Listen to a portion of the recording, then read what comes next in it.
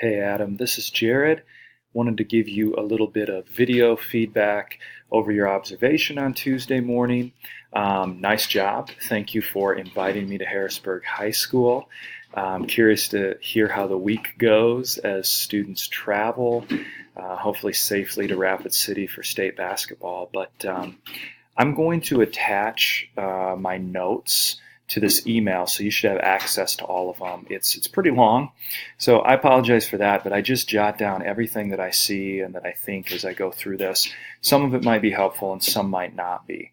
So a couple of things to keep in mind with this. First of all, as I told you before I left the classroom, I think your lesson was fantastic. I think we've got a couple of things that we could tweak before you teach it again on Wednesday, or whatever the next lesson might be, or prior to my next visit for an observation. But I think most everything you had in place went really well. I think your confidence and the way that you were able to explain it was good. So take all of this with a grain of salt, recognizing that I don't fully understand the context of your class. I don't know what students' prior learning is. I don't know necessarily what the goals are for the future. I don't really know biology, aside from taking a couple of classes when I was in college. I'm just going to kind of lay it out. I'm not going to get through every point here, but I do just want to reassure you that you don't need to feel obligated to respond to every point that I bring up or defend yourself. Please don't take offense to anything that I've noted. I give you all of this feedback with the best intentions, recognizing that you are a quality teacher, and I'm just trying to give you some feedback, some things you might not have thought about to make you even better. So let's get into it. At the start of class, I love this, and I think this might be a procedure or policy that the customized learning program just has in general. I don't know, but if not, this is fantastic if this is your doing. Requiring students to send their parents emails and CC you on it. I love that. And you're able to teach some real life skills, some business skills, some communication and English skills, even in the, pardon my toddler talking in the background. Even in the science classroom, you're able to hit on some of those soft skills like communication that are so important in any area of life that your students end up pursuing in the future. So I thought that was great. You gave the directions. Once you're finished, close your computer, pull out a pencil, and for the most part, all students complied. I did notice one girl who kept her computer open, although later on in the class period I saw that she had the equation up that you were going over in the board. So I don't think that it was a distraction to her at all. But that shows me that there are some routines and there are some procedures that you have established and that Ms. Brink has established, even in this customized program or approach where oftentimes students are working on different things at the same time. Students know what the expectations are and they comply willingly. So I thought that was great. I should probably explain these red numbers. What I did is, as the bell rang, I just started a stopwatch, and then I just kept track of when certain things were happening throughout the class period. So I like that because I often in my teaching don't pay as much attention to the clock as I probably should, and some students that I've observed have found that helpful in the past. So that's what that's all about. I did want to stop here at the 5-minute mark when you began with some warm-up questions that I thought were good questions. I thought they were pretty high-order thinking questions, and I thought it was a nice way to kind of warm students up and get them thinking about where you were going or where you were headed in the direction of the lesson. You originally intended that to be kind of like a pair share sort of activity, and I don't know if students maybe didn't understand that, or for whatever reason it wasn't working out and you seem to kind of abandon that approach. And that's okay. It's okay to abandon things as a teacher if we feel like it's not working right. But I would encourage you to give that another try, because I think what that approach does, even though students might have been a little awkward initially, I think by modeling with some students and encouraging them and kind of walking from group to group, you're allowing every student, all 14 of them, all 14 of those students to have a voice in the lesson and to be able to engage actively. When you abandon that, you ended up just calling on students one at a time. And so when I call on Johnny, he's engaged, or in your class it might be more Alice because it's mostly girls. She's engaged, but that doesn't guarantee that the other 13 are. So in blue here, I just ask you some questions to consider. How do you determine who's going to answer each question? Do you have a system? Do you draw things randomly? Do you go in a circle? Is there an order? And does every student get an opportunity to speak? Because as I mentioned before I left the classroom, Aaron, sitting in the back near me, he answered probably half a dozen questions throughout the hour and a half that I was there. I don't know that every student had that much opportunity to speak. And so it's oftentimes easy for us to just sort of go to those 5 students that we know are paying attention and know are going to answer the question. I just encourage you to think about that a little bit more deeply in the weeks to come.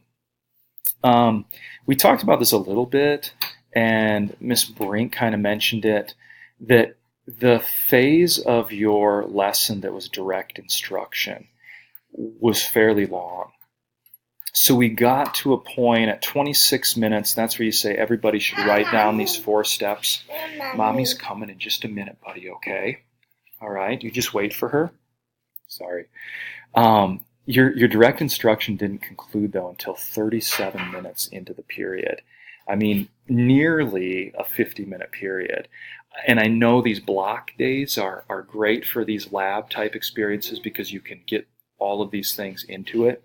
But I would encourage you to think about ways you might trim some of the repetition, perhaps, or kind of trim down some of that. So again, that's why I tried to offer you the time frames a little bit as you go through this and read through it. Maybe there's an area you think, I took 6 minutes, maybe I could trim it down to 3. The other thing I would encourage is just trying to find a way to sort of break up that direct instruction.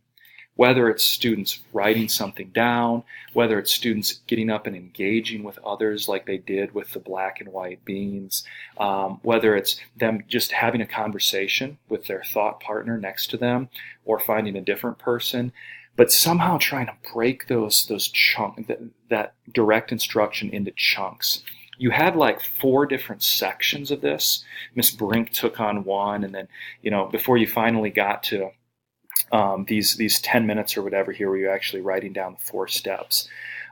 Maybe at the end of each of those, you could just have students share out some way. Miss Brink said she likes to have no more than 15-minute chunks of direct instruction at a time.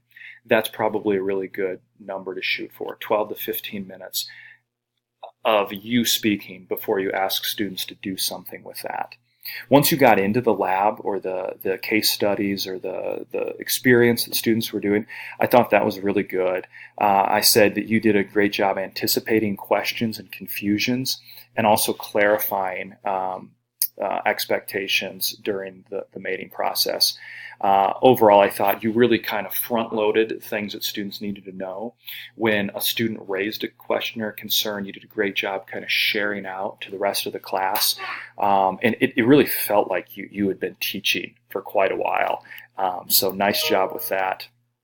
I did also mention that there didn't really seem to be any closure to the activity today, other than saying to students, you're going to use this information in the future on future LTs or something like that. And so you might consider, especially since you had quite a bit of time at the end, you might consider, how do I encourage students to reflect on their learning? How do I kind of bring this learning objective back full circle and ask students to communicate what they've learned in class today? What are students leaving your classroom with that they didn't have before? And how can they explain that to you? Yeah, you want to say hi? Yeah. Oh, sorry, Adam. This is my little guy here, Micah. Say hi. Hi. Oh, he's going to say hi. Okay, so we'll finish this up here with just a couple of observations. I thought you did an awesome job teaching, interacting with students. You were clear. You were confident. Students seemed to respect you and even like you and enjoy you. There was some joking going on.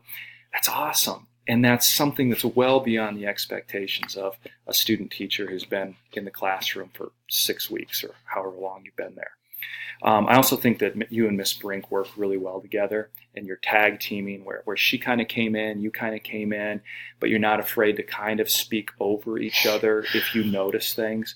I think, at least it appears instructionally, you've got a really good rapport with her, and so that's excellent. And then just some questions that I encourage you to consider. And these might be the types of questions that you consider responding to in your Friday post, your email to me. And so don't feel obligated that you have to hit each one of those. But these are just some things that, as I was kind of sitting there at the end, I thought, all right, these are the main points that I want Adam to kind of consider after the lesson. And then I'd also like to look at a second observation either the last week in March or the first week of April. You noted a couple of days where you were going to be engaged in more direct instruction again. Those would be great. Again, don't feel obligated or required that I have to come in on direct instruction days. It'd be good to see another one of those just to verify that you've got this process under control. But I'm curious too to see what your normal daily schedule looks like in the customized learning program. So as always, Adam, if you've got questions or comments or concerns about anything that I said here, again, everything was said just with a coaching mindset of I'm in there for an hour and a half, one day out of the 6 weeks you've been there. So I'm just seeing a snapshot in time. I think you're doing a really great job. I think you're figuring this thing out. I think you're understanding how a teacher functions in the whole school system. I think your planning is right up there. I think your notebook's off to a great start. So you're doing a wonderful job. I don't mean this to be offensive in any way or discouraging to you. I do think you're doing a wonderful job. I just give you this feedback as a way of sort of continuing to grow or encouraging you to think about some areas of possible improvement. So let me know if you have questions. Otherwise, I'll look forward to your Friday email. Thanks, Adam.